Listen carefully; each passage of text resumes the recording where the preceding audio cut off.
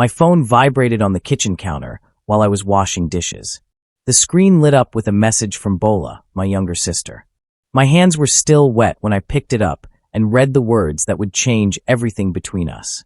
"Whale, please don't come to the wedding. It's complicated."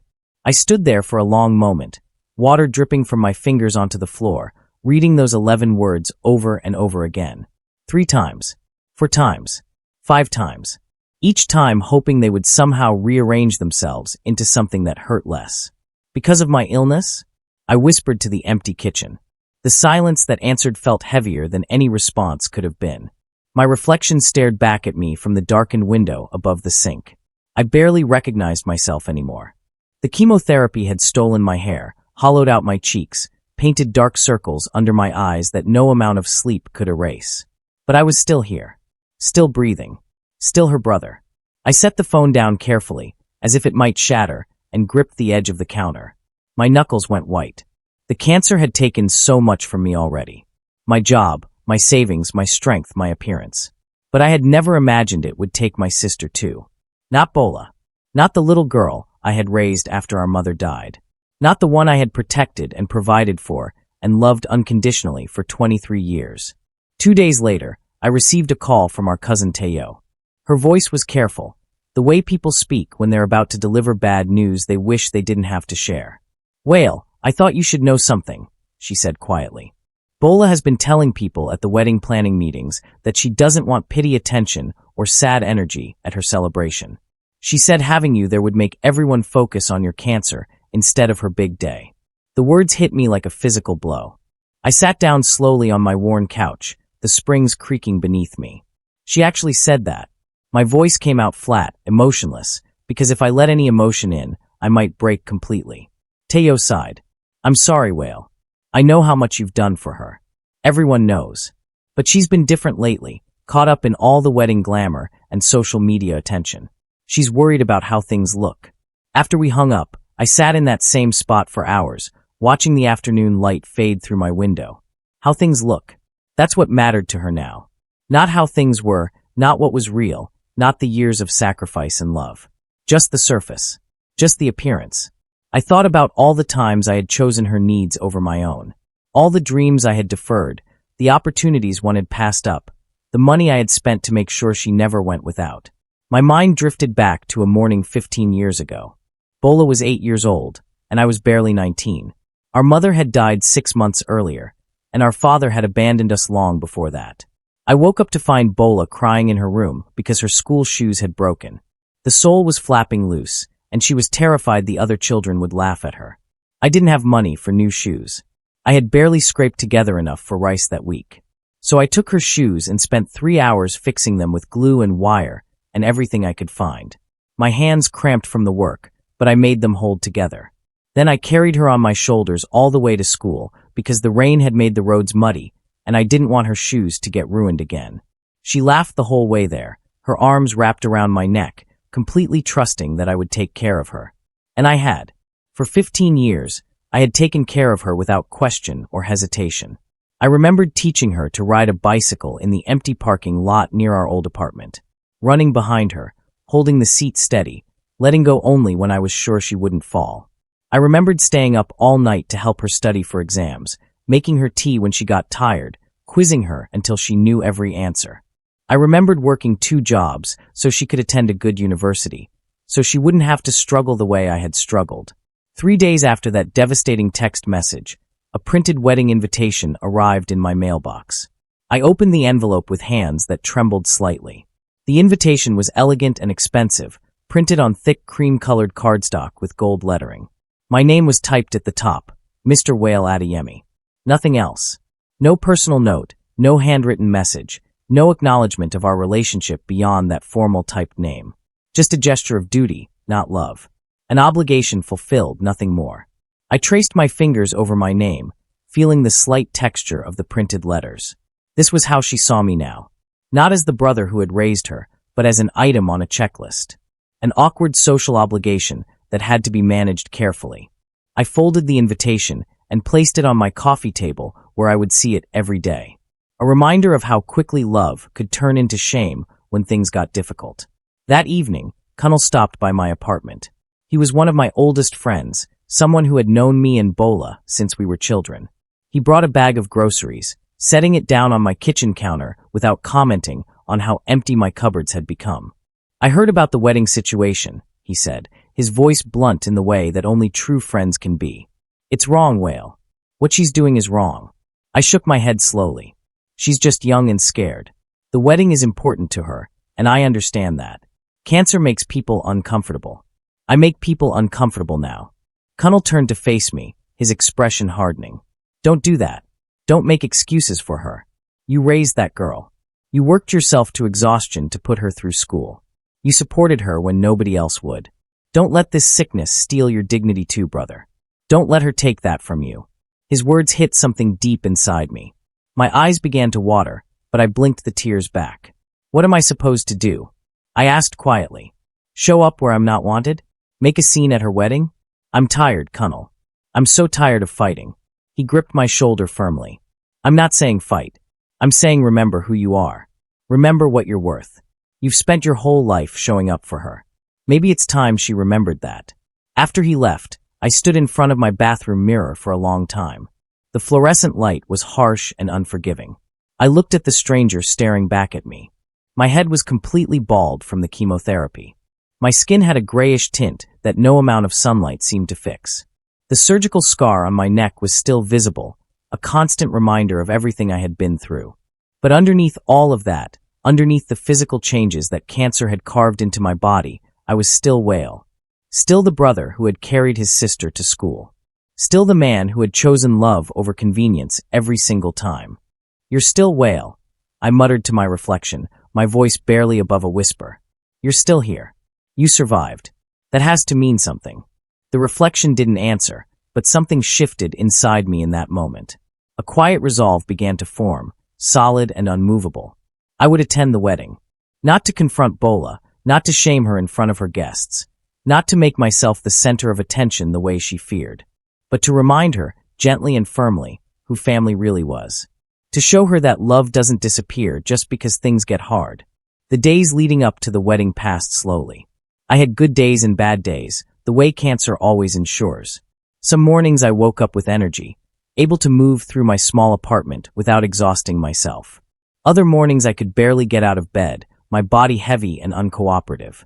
But every morning, I looked at that wedding invitation on my coffee table and reminded myself why I needed to be strong. Not for me, for her. Because someone had to show Bola what unconditional love actually looked like. I bought a simple gift for her and her fiancé. Nothing expensive, because I didn't have money for expensive anymore. Just a photo album I had put together over several evenings, filling it with pictures from our childhood. Pictures of us together, evidence of a bond that used to be unbreakable. I wrapped it carefully in plain paper and wrote a simple card. "To my sister, with love always. Your brother, Whale." I kept the message short because I knew if I wrote more, the emotions would spill out onto the page in ways I couldn't control. The morning of the wedding arrived bright and hot. I dressed slowly in the one good suit I still owned, the fabric hanging a bit looser on my frame than it used to. My hands fumbled with the tie until I finally got it right. I looked at myself one final time in the mirror, straightening my shoulders, lifting my chin. "You can do this," I told myself firmly. "You've faced worse than a wedding." And it was true. I had faced surgery and chemotherapy and the constant terror of scan results. I had faced losing everything. A wedding should have been easy by comparison. Bola's wedding was being held at a luxury hall in Lekki, one of those places that wealthy Lagos families use to display their success.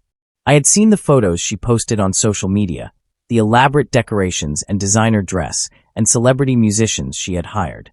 It was the kind of wedding that people talked about for years, the kind that ended up in magazines and blog posts. As I approached the entrance, I could hear music and laughter spilling out into the parking lot. The sound of celebration. The sound of joy. I walked in quietly, holding my simple gift bag in one hand. The venue was stunning. Crystal chandeliers hung from the ceiling, casting rainbow light across white tablecloths and golden chairs. Flowers were everywhere, arranged in extravagant displays that must have cost a fortune. Guests in their finest clothes moved through the space, laughing and posing for photos. Everything was perfect, carefully curated, designed to look flawless. I felt completely out of place in my worn suit and thin frame. The whispers started almost immediately. I could feel eyes turning toward me as I made my way through the crowd. "Is that her brother?" someone murmured nearby. "He looks so different," another voice replied, not quite quietly enough. "I heard he's very sick. Cancer, I think." The words floated around me like smoke, but I kept walking, my head up, my shoulders straight. I had learned early in my illness that people would always talk. The only thing I could control was how I carried myself through their judgment. I found a seat near the back of the hall, away from the main tables where family was supposed to sit. It felt appropriate somehow, this physical distance matching the emotional distance Bola had created. I set my gift bag on the empty chair beside me and watched the preparations unfold. Photographers moved through the crowd, capturing smiles and embraces. The DJ tested his equipment, sending bass thuds through the floor. Waiters arranged champagne glasses in perfect geometric patterns. Everything was coordinated, rehearsed, controlled. Then I saw her. Bola appeared at the far end of the hall, and the room seemed to shift its attention toward her. She was beautiful in her wedding dress, absolutely radiant in white lace and silk. Her makeup was flawless, her hair perfectly styled. She smiled and laughed with guests, moving through the crowd like she owned the moment. And she did own it. This was her day, exactly as she had envisioned it. Perfect and beautiful, and completely free of anything that might complicate the picture she wanted to present. Then our eyes met across the crowded room. For just a second, her rehearsed smile faltered. I saw recognition flash across her face, followed by something that might have been guilt or fear or both. The cameras flashed around her, and she quickly forced her smile back into place, but that one moment of hesitation told me everything. She hadn't expected me to actually come.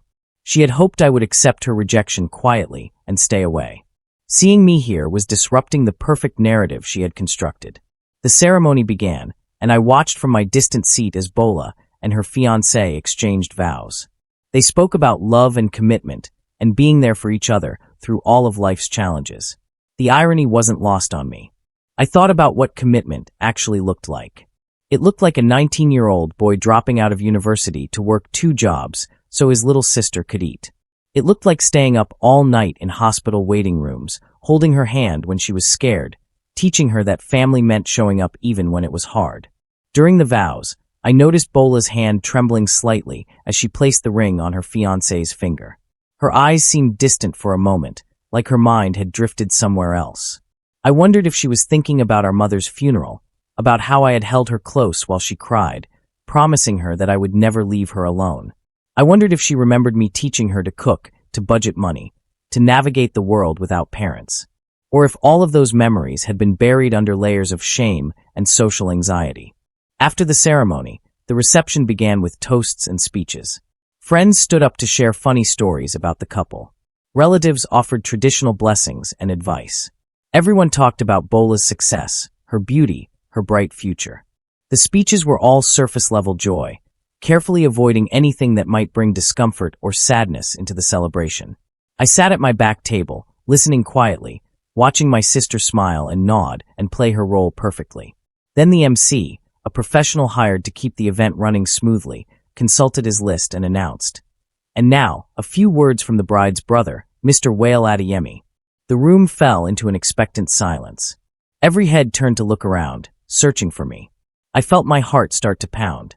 This wasn't planned. Bola's eyes went wide with something close to panic. She clearly hadn't put me on the speaking list. Someone had made a mistake, assumed that of course the bride's only sibling would give a speech. I hesitated for just a moment, considering whether to simply shake my head and decline. It would be easier that way, less confrontational, exactly what Bola wanted. But then I thought about Kunnal's words. Remember who you are. I thought about my reflection in the mirror saying, you're still here. I thought about 15 years of love that deserved to be acknowledged, even if it made people uncomfortable. So I stood up slowly, my legs shaky but holding steady.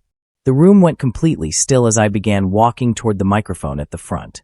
Every step felt heavy, weighted down by the eyes watching me, by the whispers I could almost hear starting up again. I walked past tables full of people I didn't know, past relatives who had never bothered to visit me during my illness, past Bola's new wealthy friends who probably didn't even know she had a brother. The walk felt like it took forever, each step measured and deliberate. I could see Bola's face growing paler as I approached. This wasn't part of her perfect plan. I was the complication she had tried to avoid.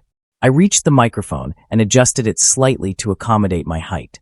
The sound system amplified the small movement, sending a brief squeal of feedback through the speakers. Then silence. Complete, absolute silence. I looked out at hundreds of faces staring back at me, waiting to hear what the sick brother had to say. I took a breath, steadying myself, and began to speak in a voice that was soft but carried clearly through the hall. Family doesn't always show up when things are perfect, I said, and immediately felt the energy in the room shift. The polite, celebratory atmosphere began to crack. Sometimes family shows up even when they're not wanted. Even when their presence is inconvenient. Even when they're sick and tired and not presentable enough for the photographs. I paused, letting my words sink in. The laughter and light chatter that had filled the hall moments ago died completely. People leaned forward in their seats, suddenly paying real attention. As I spoke, my mind flashed back through our shared history. I saw Bola at 6 years old, crying over a broken toy that our mother couldn't afford to replace. I saw myself spending an entire evening gluing it back together piece by piece, my fingers cramping from the delicate work. I saw her face light up when I handed it back to her, good as new. I saw us in our tiny kitchen, Bola complaining she was hungry, and me cooking instant noodles late at night because it was all we could afford, but at least it was something. When our mother died, I continued, my voice steady despite the emotions churning inside me. I was 19 years old. I had plans. I had dreams. I was going to study engineering, build a career, maybe travel someday. But I had something more important than plans. I had a little sister who needed me. I could see people in the audience starting to understand, could see the carefully constructed perfection of the day beginning to unravel. Some guests shifted uncomfortably in their seats. Others leaned in closer, genuinely moved. I may have lost my hair, I said, gesturing to my bald head without shame, and my strength, and every naira I had saved for my own future. The cancer took all of that from me. But I never lost my heart, especially not for the ones I love. My voice grew stronger with each word. No sickness could take that. No treatment could burn it away. No amount of rejection could make me stop being the brother who carried his sister to school on muddy mornings, who stayed up teaching her mathematics when she couldn't understand, who worked double shifts so she could have new clothes and books and opportunities one never had. The room had gone beyond quiet now. It felt frozen, suspended in time. The clinking of cutlery against plates had stopped completely. Waiters stood motionless against the walls, their trays forgotten. Even the DJ sat still at his equipment, his hand hovering over controls he wasn't touching. Some guests had tears running openly down their faces. Others stared at me with expressions of shock and dawning understanding. They were finally seeing past the surface of this expensive celebration to the real story underneath. I looked directly at Bola. She had both hands pressed to her face, tears streaming between her fingers, her shoulders shaking. Her carefully applied makeup was running in dark streams down her cheeks. Her new husband stood beside her with one hand on her shoulder, looking confused and concerned. I came here today, I said quietly, my voice softening, not to ruin your celebration, not to make this about me. I came because I wanted you to remember something important. I wanted to remind you that love doesn't hide. It doesn't run away when things get difficult. Real love shows up, even when it's sick, even when it's unwanted. The silence stretched out like elastic pulled too far. Then I said the words that had been waiting inside me since that first devastating text message. I forgive you, Bola. I forgive you for being ashamed of me. I forgive you for trying to hide me away. I forgive you because that's what family does. My voice cracked slightly on the last words, the emotion finally breaking through my careful composure. I just hope someday you'll forgive yourself. For a long moment, nothing happened. The room seemed to hold its breath collectively. Then Bola stood up abruptly, her chair scraping loudly against the floor. She was crying so hard she could barely breathe, gasping between sobs. I'm sorry, she choked out, her voice breaking. Wail, I'm so sorry. She walked toward me on unsteady legs, her expensive wedding dress trailing behind her, mascara and tears making a mess of her face. You were always more than enough for me. You were everything. She struggled to get the words out. I was just so ashamed. Not of you. Of myself. Of how selfish I've become. We met halfway between the microphone and her table. The distance that had grown between us over months collapsed in seconds. She threw her arms around me, hugging me tightly, desperately, the way she used to hug me when she was little and scared. "I thought I'd lose you," she whispered against my shoulder. "I was so afraid you would die before I could tell you how sorry I am, how much I love you, how much I've always needed you." I held her while she cried, feeling her whole body shake with the force of her sobs. "You didn't lose me," I said softly, stroking her back the way I used to when she had nightmares. "I came home. I'm still here." Around us, the sound started slowly. One person clapping, then another, then a few more. Within seconds, the entire room erupted into applause. People stood up from their tables, clapping and crying openly. The sound filled the hall, echoing off the high ceilings, overwhelming the expensive sound system. Even the waiters and photographers were applauding. "This is real love," I heard the MC whisper into his microphone, his professional composure completely abandoned. "This is what a wedding should really celebrate." Bola and I stood there embracing, while hundreds of people bore witness to our reconciliation. Her husband approached cautiously and put his arms around both of us. And for the first time, I felt like maybe this wedding was about something real after all. About family. About forgiveness. About the messy, complicated truth underneath the perfect surface. Later that night, after the dancing and dinner and all the traditional ceremonies had concluded, Bola and I found ourselves standing outside the venue. The reception was still going on inside, but we needed a moment away from the crowd. The Lagos night was humid and loud with traffic noise, but out here we could finally talk honestly. The artificial lights from the venue cast strange shadows across her tear-stained face. "Can we start again?" she asked quietly, her voice small and uncertain. "Can we go back to how we used to be?" I thought about her question carefully before answering. We never stopped, Bola. We never actually stopped being brother and sister. We just forgot for a while. We forgot what that means, what it requires. I took her hand, the same hand I had held when teaching her to cross busy streets. But we can remember. We can choose to remember every day. She nodded, fresh tears streaming down her face. "I don't deserve your forgiveness." I smiled sadly. That's the thing about family. It's not about deserving. It never has been. We stood there in comfortable silence for a while, listening to the muffled sounds of her wedding reception continuing without us. For the first time in months, the distance between us felt like it might actually heal. The damage wasn't gone completely, but at least now we were both willing to acknowledge it existed. A week after the wedding, Bola called me in the middle of the afternoon. Her voice sounded strange, thick with emotion. "I found something," she said. "Something important. Can I come over?"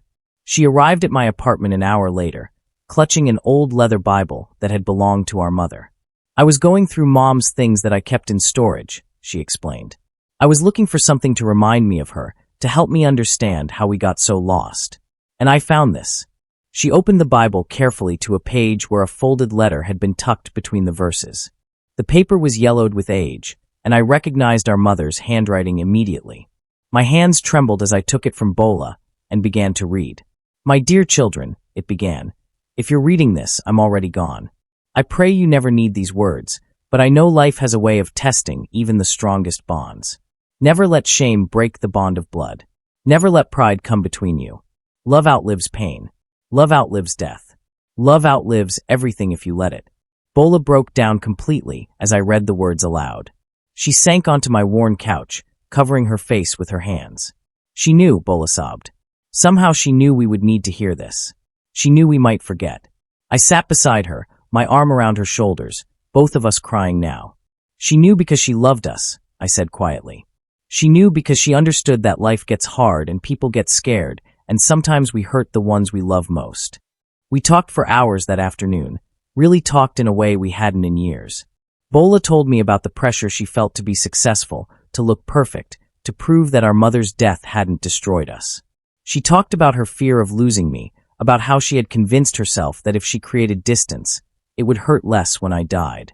"I thought I was protecting myself," she admitted, "but I was just being a coward." I told her about the loneliness of being sick, about how cancer strips away everything except the truth, about how I had learned to measure life not in achievements or possessions, but in moments of real connection. "Your wedding almost broke me," I confessed. That text message almost made me give up. But it also reminded me why fighting this disease matters. Because love is worth fighting for, even when it's hard. especially when it's hard. Months passed after that conversation. Months of slow, careful rebuilding. Bola started visiting me regularly, bringing food and sitting with me during my treatment days. She came to doctor's appointments when I felt too weak to drive myself. She learned to change my bandages, to make the specific tea that helped with nausea, to know when I needed company and when I needed quiet. She stopped posting only perfect photos on social media and started sharing real moments, including photos of us together, my bald head and thin frame visible for all her followers to see. "This is my brother Whale," she wrote in one post. "He taught me everything important I know. He's fighting cancer, and every day he shows me what real strength looks like. I'm done being ashamed of real life. I'm done pretending everything is perfect. This is love, and love is worth showing."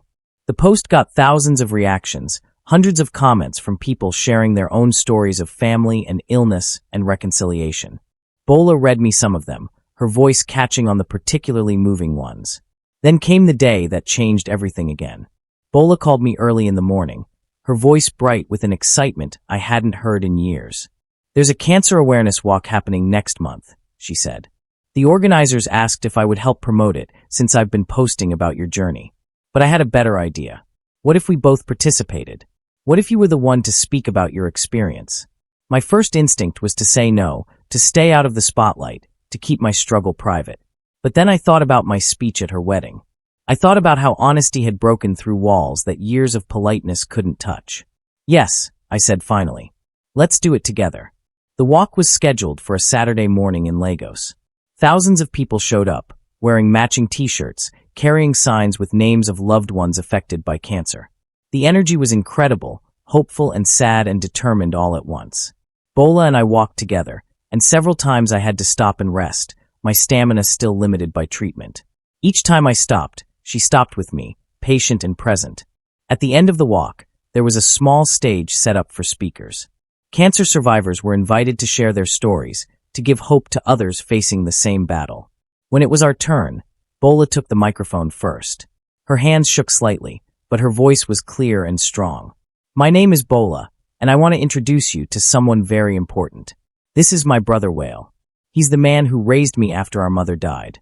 The man who sacrificed his own dreams so I could chase mine." She paused, her voice catching with emotion.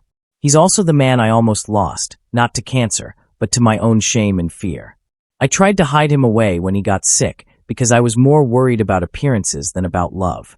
But he taught me something at my wedding that changed my life. He taught me that love doesn't hide. Love shows up.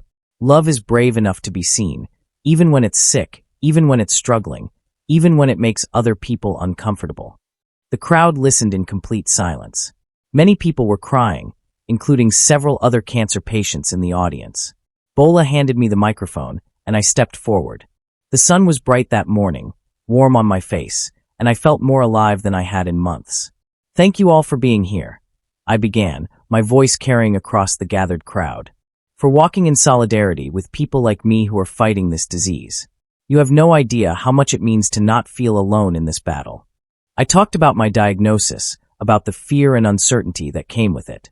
I talked about losing my job and my savings, about the physical pain of treatment and the emotional pain of isolation. But I also talked about what I had gained through the experience. "Cancer stripped away everything superficial in my life," I said. "It burned away all the pretense and left only what was real.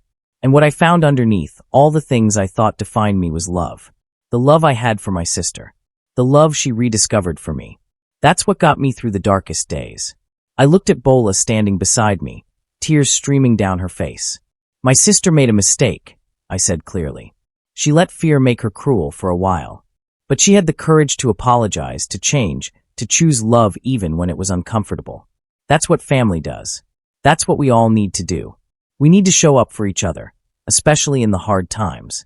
Especially when it's inconvenient or scary or socially awkward. That's when love matters most." The applause that followed was thunderous. People came up to us afterward, dozens of them, sharing their own stories, hugging us, thanking us for being honest. A man around my age told me he had been diagnosed with cancer 6 months ago and hadn't told his family yet because he was ashamed. "But hearing you speak," he said, "made me realize I need them to know. I need their support. A woman pulled Bolo aside and told her that she had cut off contact with her sister over a petty argument years ago. "Life's too short for that kind of pride," she said. "You've inspired me to reach out and apologize."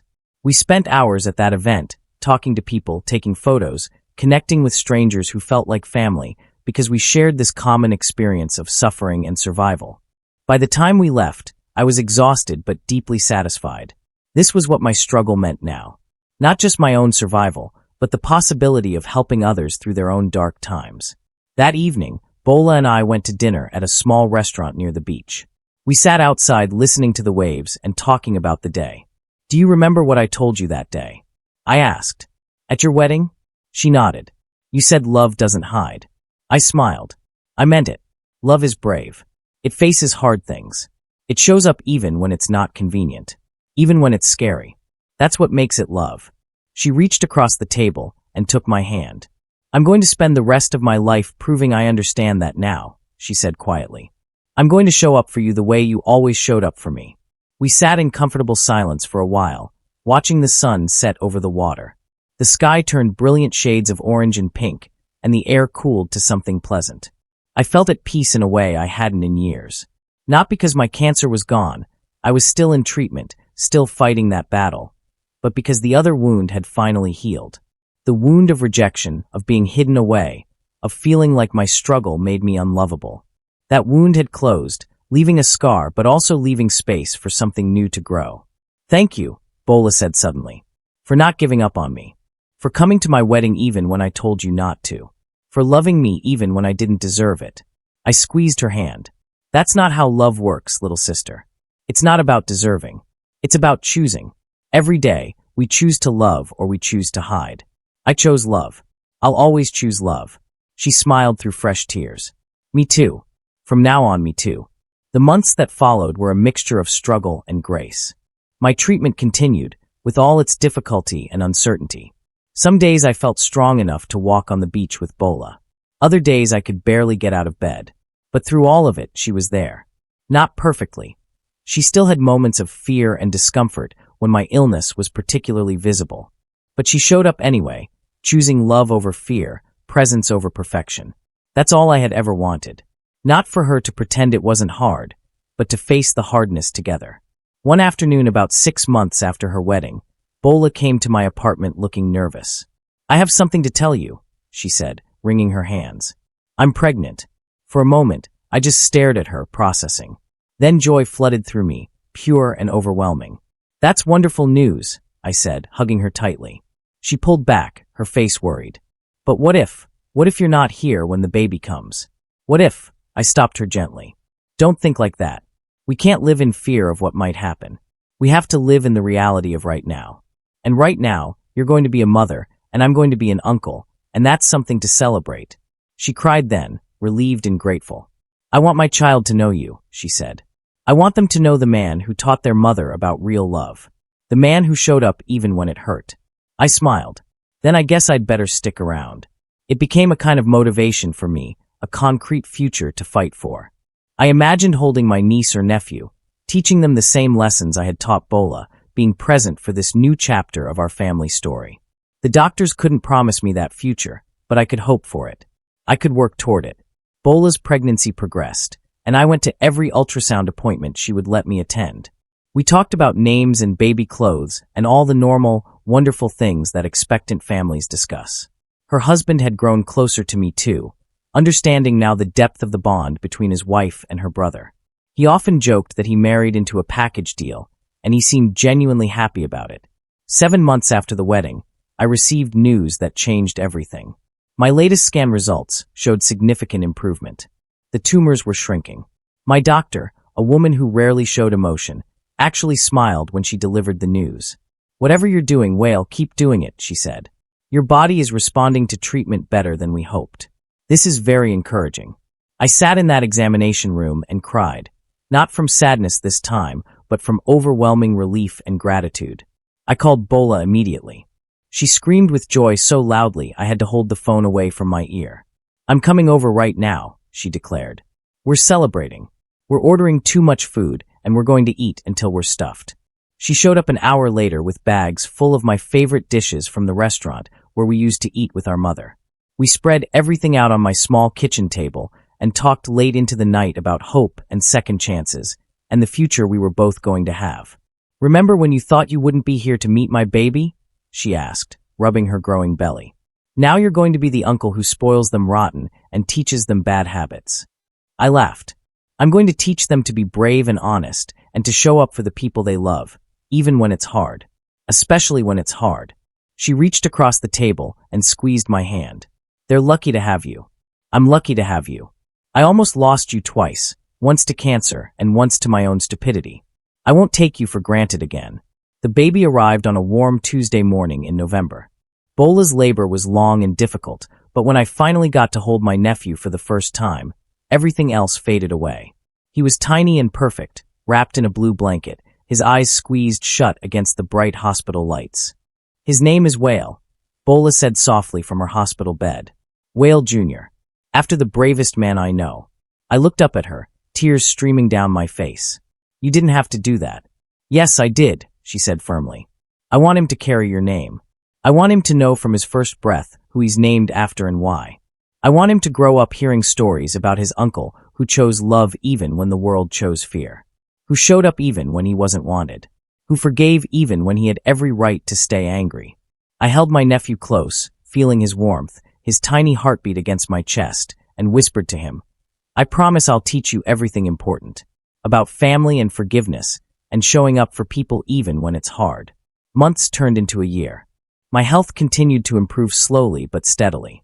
I wasn't cured, cancer doesn't work that way, but I was surviving, fighting, living. Bola and I had found our way back to each other, stronger now for having been broken and repaired. We volunteered together at cancer support groups, sharing our story with others who needed hope. We showed up at awareness events, walked in fundraising marathons, spoke to newly diagnosed patients about the importance of family support. One evening, almost 2 years after that devastating wedding invitation, Bola and I stood together on the same beach where we had celebrated after the awareness walk. Little Whale was asleep in his stroller, and the sunset painted everything in shades of gold. "Do you ever think about that day?" Bola asked quietly. "Your speech at my wedding?" I nodded. "Sometimes. It was one of the hardest things I've ever done." She turned to look at me, her eyes serious. "It was also the most important thing anyone has ever done for me. You could have walked away. You could have let me live with my shame and regret. But you showed up and you reminded me who I was supposed to be." I smiled, watching the waves roll in and out with their endless patience.